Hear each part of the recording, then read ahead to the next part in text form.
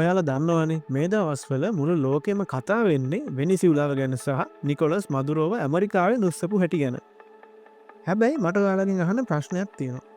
ඔයාලට හිතෙන්නේ නැද්ද මේ සිද්ධිය මීට කලිනුත් කොහේ හරි මේ විදිහටම වෙලා තියෙනවා කියලා? ඇත්තටම කිව්වොත් මේක හරියට පරණ ෆිල්ම් එකක් ආයෙත් රීමේක් කළා වගේ වැඩක්. අද මදුරෝට වෙච්ච දේම මීට හරියටම අවුරුදු 37කට කලින් ඒ කියන්නේ 1989 දී තවත් රටක නායකයට සිද්ධ වුණා. ඒ තමයි පැනමාවේ නායකයා වුණු ජෙනරල් මැනුවෙල් නෙරියේගා. අද මදුරෝ වගේම එදා නෙරියේගත් හිටියේ ඇමරිකාවේ හිට් ලිස්ට් එකේ. ඉතින් අද අපි කතා කරන්න යන්නේ ඇමරිකාව කොහොමද මේ විදියට වෙනත් රටවල නායකයන්ව දඩයම් කරන්නේ. ඇයි මේ කතා දෙකම මේ තරම් සමාන? සහ මේක පිටුපස තියෙන ලොකුම දේශපාලන ගේම් එක මොකක්ද? ඉතින් විනාඩි 9ක් වෙන් කරලා මේ කතාව අහන්න. මොකද මේක නිකම්ම වීඩියෝ එකක් නෙවෙයි. මේක තමයි ලෝක දේශපාලනයෙන් සැඟවුණු ඇත්ත. දැන් අපි මුලින්ම යමු අතීතයට. ගොඩක් අය නොදන්න දේ තමයි මේ නිකොලස් මදුරෝ වගේම එදා හිටපු මැනුවෙල් නෙරියේගත් එක කාලෙක ඇමරිකාවේ හොඳම යාළුවෝ. 1970 ගණන් වලදී මැනුවෙල් නෙරියේගා කියන්නේ ඇමරිකාවේ CIA සංවිධානයෙන් පඩිගත්ත ඔත්තුකාරයෙක්. එදා ඇමරිකාවට ඕන වුණා දකුණු ඇමරිකාවේ කමියුනිස්ට්වාදය පාලනය කරන්න. ඒකට ඇමරිකාව පාවිච්චි කළේ නෙරියේගාව. ඇමරිකානු ජනාධිපතිවරු පවා නෙරියේගා එක්ක hina වෙලා ෆොටෝ ගත්ත කාලයක් තිබුණා. වෙනිසියුලාව ගත්තත් එහෙමයි. කාලයක් තිස්සේ ඇමරිකාව වෙනිසියුලාවෙන් තෙල් ගත්තා. හියුගෝ චාවෙස්ලා මදුරෝලා එක්ක යම් යම් ගනුදෙනු තිබුණා. හැබැයි දේශපාලනයේදී කීමනක් තියෙනවානේ ස්ථිර මිතුරුනුත් නැත ඇත්තේ ස්ථිර වාසි පමණි කියලා. කවදද මේ නායකයෝ දෙන්න ඇමරිකාවට ඕන විදිහට නටන්නේ නැතුව තමන්ගේ ඔළුව පාවිච්චි කරන්න ගත්තේ? හරි, අපි දැන් කතා කරමු කොහොමද ඇමරිකාව මේ පැනමාව ආක්‍රමණය කළේ කියලා. ඇමරිකාවට නිකන්ම ගිහින් පැනමාවට පහර දෙන්න බැහැනේ. ලෝකෙට පෙන්වන්න සාධාරණ හේතුවක් ඕනේ. මෙන්න මෙතනදී තමයි 1989 සිද්ධියයි 2026 සිද්ධියයි ගොඩක් සමාන වෙන්නේ. ඇමරිකාව මේ දෙන්නටම එල්ල කරපු චෝදනාව එකමයි. ඒ තමයි නාකෝ ටෙරරිසම්. සරලම කිව්වොත් මද්ද්‍රව්‍ය ත්‍රස්තවාදය. 1988 දී ඇමරිකාව කිව්වා නෙරියේගා කියන්නේ නායකයෙක් නෙවෙයි. එයා කොකේන් විකුණන මාෆියා ලොක්කෙක් කියලා. දැන් බලන්න 2026 දිහා. මදුරෝට විරුද්ධව ගෙනාවෙත් ඒ චෝදනාවමයි. ඇමරිකාව කිව්වා මදුරෝ කාටෙල් ඔෆ් ද සන්ස් කියන මද්ද්‍රව්‍ය ජාලය හරහා ඇමරිකාවට මද්ද්‍රව්‍ය එවනවා කියලා. ඒ වගේම ඩොලර් මිලියන ගානක තෑගි මුදලකුත් මදුරෝගේ ඔළුවට නියම කළා. මේකේ පුදුම වැඩේ කියන්නේ මේ නායකයෝ ඇමරිකාවට පක්ෂව ඉන්නකම් ඇමරිකාව මේ කුඩු බිස්නස් ගැන කතා කළේ නැහැ. ඒත් ඇමරිකාව සමග තියෙන සම්බන්ධය නැති වුණ ගමන් මේ දෙන්නම ඇමරිකාවට තර්ජනයක් කියලා ලේබල් එකක් ගැහුවා. දැන් අපි බලමු කොහොමද මේ දෙන්නා උස්සන්න ඇමරිකානු ආමියක රට ඇතුළට ගියේ කියලා. 1989 දෙසැම්බර් මාසයේදී ජෝර්ජ් බුෂ් පටන් ගත්තා ඔපරේෂන් ජෙස්කෝස් කියන මෙහෙයුම. හිතාගන්න පුළුවන්ද පොඩි පැනමා වගේ රටකට ඇමරිකානු සෙබොලන් 27000ක් පැරෂූට් වලින් පැනලා කියන එක. මුළු පැනමා සිටියකම යුද පිටියක් වුණා. ගෙවල් ගිනිගත්තා, අහිංසක මිනිස්සු මැරුණා. ඒක කෙලින්ම යුද්ධයක්. හැබැයි 2026 වෙද්දී තාක්ෂණය දියුණුවනේ. මදුරෝව අල්ලන්න කරපු මෙහෙයුම ඊට වඩා වෙනස්. මේක සයිලන්ට් වෝ එකක්. නැත්තම් නිහඬ යුද්ධයක්. වාර්තා වුණ විදිහට ඇමරිකාව මුලින්ම කළේ වෙනිසියුලාවේ කරාකස් රගනුවර කරන්ට් එකයි ඉන්ටර්නෙට් සිස්ටම් එකයි හැක් කරපු එක. මුළු නගරේම කරවලේ තියෙද්දි කිසිම සද්දයක් නැතුව ඇමරිකානු ඩ්‍රෝන් යාන සහ විශේෂ බලකාය මදුරෝ හිටපු තැන වට කළා.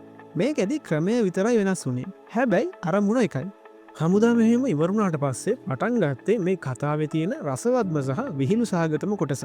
ඒ තමයි ද සීජ් නැත්තම් වැටලීම. අපි ආයෙත් යමු 1989ට. ඇමරිකානු හමුදාව මුළු පැනමා රාජ්‍යයම අල්ලා ගත්තා. හැබැයි නෙරියේගා අහුනේ නැහැ. එයා හොර රහසේම පැනලා ගිහින් හැංගුනේ වතිකානු තානාපති කාර්යාලයේ. ඇයි එතන? මොකද ජාත්‍යන්තර නීතියට අනුව වෙන රටක හමුදාවකට තානාපති කාර්යාලයක් ඇතුළට බලෙන් පැනලා පහර දෙන්න බෑ. තානාපති කාර්යාලය කියන්නේ හරියට නිකන් වෙනම රටක් වගේ. ඉතින් ඇමරිකානු හමුදාව මොකද කළේ? එයාලා තේරුම් ගත්තා නෙරියේගාට වෙඩි තියන්න බැරි නම් එයාලගේ ඔළුව අවුල් කරලා එළියට ගන්න ඕනේ කියලා. ඉතින් ඒක නිසා ඇමරිකානු හමුදාව තානාපති කාර්යාලයේ වටේට යෝධ ස්පීකර්ස් හයි කළා. ඊට පස්සේ දවස් ගණනක් යනකම් පැය 24 පුරාම ගොඩක් සද්දෙන් රොක් මියුසික් දාන්න ඒගොල්ලෝ පටන් ගත්තා. ඔයාලා දන්නවද එයාලා දාපු සින්දු මොනවද කියලා? ඒ තමයි Guns N' Rosesලාගේ Welcome to the Jungle, The Clash Band එකේ I Fought the Law වගේ සින්දු.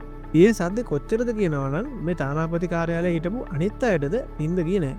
ඒ වගේම මේ සද්ද නිසා නෙරියකට පිස්සු ඇදිගෙනවා. ඔහු කාමරය ඇතුළේ බයිබලය බදාගෙන අටන්න ගත්ත කියලා වාර්තාත් තියෙනවා. අන්තිමට දවස් 10කට පස්සේ ජනවාරි 3 වෙනිදා ඔහු එළියට ඇවිත් යටත් වුණා. දැන් එමු 2026 මදුරෝගේ සිද්ධියට. මදුරෝ හැංගිලා හිටි තානාපති කාර්යාලයක නෙවෙයි. අධ්‍යාරක්ෂිත භූගත බංකරයක.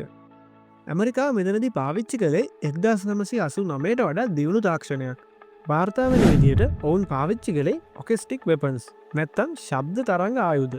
මිනිස්සුන්ට ඇහෙන්නේ නැති නමුත් මොලේට කෙලිම බලපාන ශබ්ද තරංග බංකරය දෙසට යොමු කරා කියලයි ආරංචි වෙන්නේ. මේකෙන් ඇතුළේ ඉන්න අයට ලොකු හිසරදයක් වමනය සහ බියක් ඇති වෙනවා.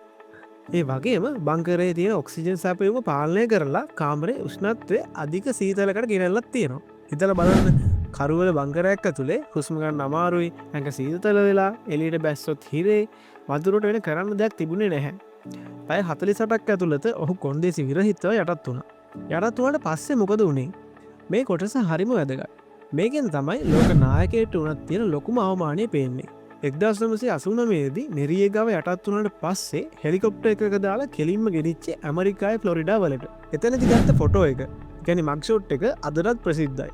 රටක ජනාධිපති කෙනෙක් අංකයක් ගහපු පෝරුවක් බෙල්ලේ ඉල්ලගෙන අපරාධකාරයෙක් වගේ කැමරාවක් දිහා බලන් ඉන්නවා. හිතලා බලන්නකෝ. ඔහුට දුන්න හිර ඇඳුම ඔහුට වැඩිය ලොකුයි. බලන්න දෛවයේ සරදම කොහොමද කියලා. දවස් කිහිපයකට කලින් හමුදා ඇඳුමින් සැරසිලා හිටපු ජෙනරාල්වරයා දැන් දුඹුරු පාට හිර ඇඳුමක් ඇඳගෙන උසාවියේ ඉස්සරහා හිටගෙන ඉන්නවා. ඔහුට අවුරුදු 40ක හිර දඬුවමක් නියම වුණා. ඇමරිකාවේ හිර ගෙදර අවුරුදු 17ක්, ප්‍රංශයේ සහ පැනමවේ තවත් අවුරුදු ගාණක් හිටියා. අන්තිමට 2017 දී ඔහු මිය ගියේ මොලේ සැත්කමක් කරන අතරතුර. ඉතින් නෙරියක මැරෙනකම්ම ඔහු නිදහසක් දැක්කේ නැහැ. ඒ වගේම තමයි මදුරෝ. දැන් මදුරෝ අරන් ගියේ කොහෙටද? ගොඩක් දුරට ඇමරිකාවේ තියෙන ADX ෆ්ලොරන්ස් කියන සුපිරි ආරක්ෂිත හිර ගෙදරට. මෙතන තමයි ලෝකයේ භයානකම ත්‍රස්තවාදීන්ව දාලා තියෙන්නේ. නීති විශාරදයන් කියන විදිහට මදුරෝගේ නඩුව නෙරියේගාගේ නඩුවට වඩා සංකීර්ණ වෙයි. මොකද මදුරෝ කියන්නේ තවමත් නිල වශයෙන් ජනාධිපතිවරයෙක්. ඔහු ඇමරිකානු උසාවියක විනිශ්චය කරන්න පුළුවන්ද? නැත්තම් ජාත්‍යන්තර අධිකරණයට දෙන්න ඕනේද? මේ ගැන ලොකු වාද විවාද යනවා. හැබැයි එක දෙයක් ස්ථිරයි. නිකොලස් මදුරෝ කියන චරිතය දේශපාලන ලෝකයේ සදාහටම මැකිලා ඉවරයි. එයාටත් උරුම වෙන්නේ නෙරියේගාට ලැබුණු තැමිලි පාට ජම්ප් සූට් එකම තමයි. හරි ඉතින් වීඩියෝ ඉවර කරන්න කලින් අපි මේ ගැන ටිකක් ගැඹුරින් හිතමු. ඇමරිකාව කියන්නේ ප්‍රජාතන්ත්‍රවාදය ගැන කතා කරන රටක්. හැබැයි මේ සිදුවීම් දෙක දිහා බැලුවාම අපිට පේන්නේ වෙනම කතාවක්. මේකෙන් අපිට උගන්වන පාඩම මොකක්ද? ලෝක දේශපාලනයේදී බලය කියන එකට තමයි මුල් තැන ලැබෙන්නේ. ඔබ පොඩි රටක නායකයෙක් නම් ඔබට ඇමරිකාව වගේ සුපිරි බලවතුන් එක හැප්පෙන්න බෑ. 1989 දී නෙරියේගාට එක තේරුම් ගන්න බැරි වුණා. 2026 දී මදුරෝටත් ඒක තේරුම් ගන්න බැරි වුණා. සමහර අය කියනවා මදුරෝ කියන්නේ ඒකාධිපතියෙක්, එයාට මේ දඬුවම ලැබෙන්න ඕනේ කියලා. ඒක ඇත්ත වෙන්න පුළුවන්. ප්‍රශ්නේ තියෙන්නේ කාගේ අතේද නීතිය තියෙන්නේ කියන එකයි. ලෝකේ ඕනෑම රටකට ගිහිල්ලා ඒ රටේ නායකයව පැහැරගෙන එන්න ඇමරිකාවට අයිතියක් තියනවද? අද වෙනිසියුලාවට වුණ දේ හෙට වෙනත් ආසියානු රටකට හෝ අප්‍රිකානු රටකට වෙන්න බැරිද? මේ ප්‍රශ්නය මම ඔයාලට ඉතුරු කරනවා. ඔයාලා හිතන විදිහට ඊළඟ ඇමරිකාවේ ටාගට් එක වෙන්නේ කවුද? මේ ගැන ඔයාලගේ අදහස් පහලින් කමෙන්ට් කරගෙන යන්න. ඒ වගේම ලෝක දේශපාලනයේ සැඟවුණු කතා, ඉතිහාසයේ අඳුරු රහස් ගැන දැනගන්න කැමති නම් දැන්ම අපිව සබ්ස්ක්‍රයිබ් කරලා බෙල් අයිකන් එකත් ක්ලික් කරන්න. එතකොට ඊළඟ වීඩියෝ එක දාපු ගමන් ඔයාලට දැනගන්න පුළුවන්. එහෙනම් තවත් මෙවැනිම වීඩියෝ එකකින් හමු වෙමු.